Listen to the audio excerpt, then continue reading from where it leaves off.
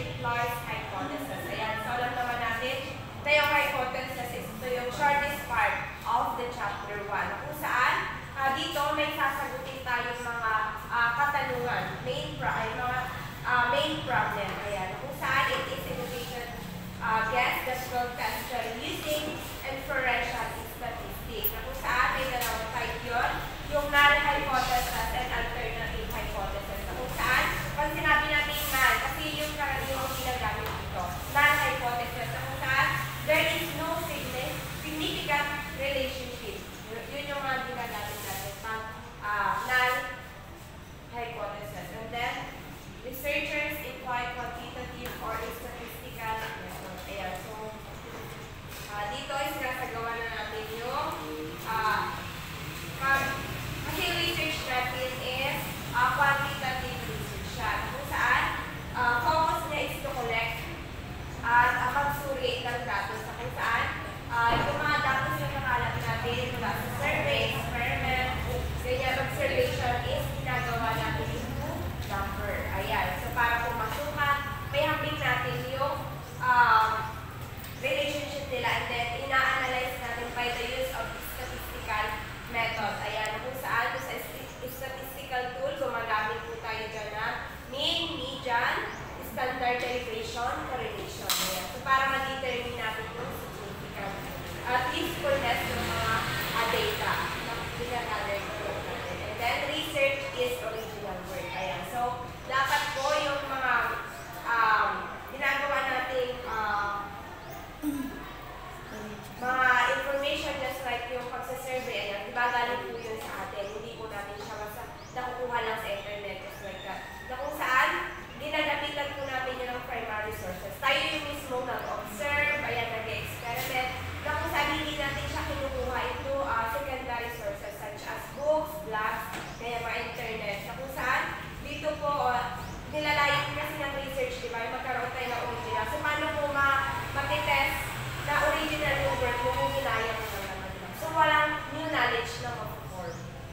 And then, research is done by an expert. Ayan. So, tulad nila ng pag-guide natin. So, kapag nagawa na, natapos na po natin yung research. Ayan. So, masabi na ba natin expert na tayo?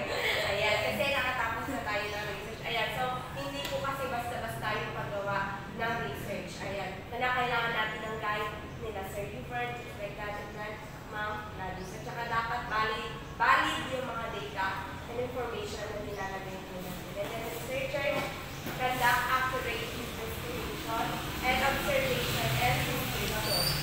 So, dito, dapat po yung mga conclusion natin. Dapat na-analysis siya, pero batay po yan sa actual na evidences at hindi lang po basta haka-haka or opinion lang po natin. Ayan. So, ginagamitan natin yung investigation and observation. And then, 11, researchers is patient and hurrying activity. Ayan. So, dito po kinakailangan kasi ng accurate. Ayan. Dapat maging maingat tayo sa paglagay or pag-collect ng mga data natin. Hindi dapat minamadali and hurrying activity. Sabi niya nga po dyan. Pero, sa panahon niya yan, hurrying activity na tayo, di ba? Kasi sa time. Ayan. And then, kasi po, kapag minamadali natin yung isang research, ayan, hindi po magiging maganda yung result. Ayan, nagiging rush na siya. So, ayan, sa mga magitan po ng pwede po tayo magkakali. Ayan, kasi importante po dito yung patient, ayan, yung pag-iingat. Para ma-sure po natin itong fucking accurate yung mga result and data na nag-gather po natin. Then, research required an effort-making capacity. Ayan, so syempre po sa paggawa po ng research or sa anuman po ginagawa natin, kapag hindi po natin siya na-exert ng effort, syempre, hindi po maganda yung kakalabas natin. So sa paggawa po pala natin ng title, kailangan na ng matinding effort. Ayan. And then, kasi po dadaan po tayo sa butas ng karayon. Kung saan, ayan, kailangan talaga natin ng matinding dedikasyon at tiyaga sa paggawa ng research. Kung saan, kung sino man yung walang kakayahang magbigay ng effort or maglaan ng sapat na oras, syempre, para eme-eme lang natin. Syempre, hindi maganda yung kakalaman sa research. Ayan. So, marami kasi yung makabang ng research, hindi lang siya chapter 1. Ayan. So,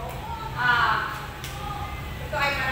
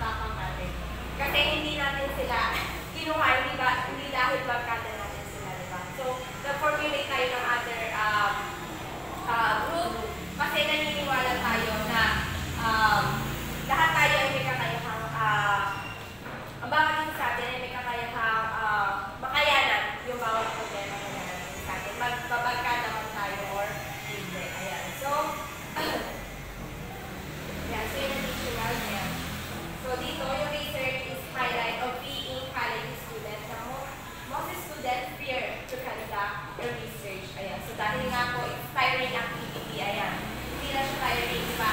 Exhaust ka na talaga. So, nakakapagod. Kasi ano, dito matitest yung bawat kakayahan ng